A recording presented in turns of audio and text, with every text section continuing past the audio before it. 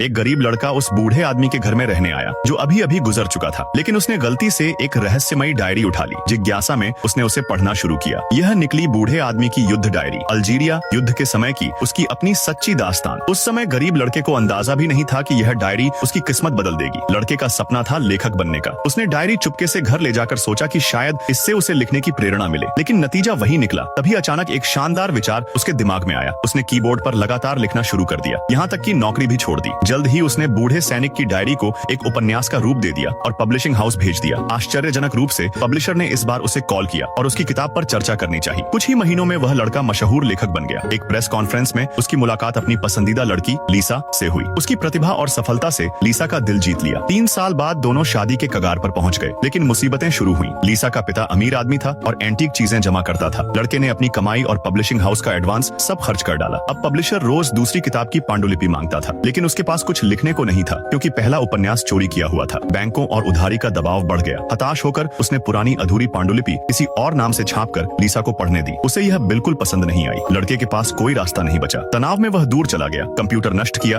गाड़ी तोड़ी और बहाना बनाया कि उसकी लिखी हुई पांडुलिपि खो गई है। इससे उसे 3 महीने की मोहलत मिली। तभी उसे एक अज्ञात ईमेल मिला, जिसमें बूढ़े सैनिक की डायरी से ली गई फोटो थी। जल्द ही एक आदमी फैन बनकर उससे मिला और सैनिक का असली नाम बता दिया। वह लड़के का राज जानता था और उससे 50,000 युआन की मांग की। मजबूरी में लड़के ने लीसा के पिता के एंटीक चुराने का प्लान बनाया। चोरी करते पकड़ा गया और झगड़े में गलती से एंटीक बंदूक से लीसा के पिता की हत्या कर बैठा। घबराकर उसने लाश छुपाई और दिखावा किया कि बूढ़ा आदमी कहीं चला गया है, लेकिन लाश को समंदर में फेंकने के बाद भी उसकी नींद उड़ गई। इसी बीच ब्लैकमेलर ने फिर पैसे मांगे। इस बार लड़के ने चालाकी से कार दुर्घटना का नाटक किया। उसने ब्लैकमेलर को गाड़ी में फंसाकर चट्टानों से टकरा दिया, सबूत मिटाए और अपनी मौत का झूठा खेल रचकर छिप गया। 2 साल बाद वह गुमनाम जीवन जी रहा था। एक दिन बुक स्टोर के पास से गुजरते हुए उसने अपनी लिखी दूसरी किताब को बेस्ट सेलर सूची में देखा। अंदर गया तो पाया कि लीसा उसकी याद में श्रद्धांजलि कार्यक्रम कर रही थी और लीसा की गोद में एक प्यारी बेटी थी जो उसकी ही संतान थी। उसने यह दृश्य देखा, लेकिन आखिरकार वह पीछे मुड़ गया। उसने तय किया कि दुनिया की नजरों में वह अब भी एक महान लेखक और परफेक्ट इंसान बना रहे। यही उसकी सजा और यही उसकी मुक्ति होगी।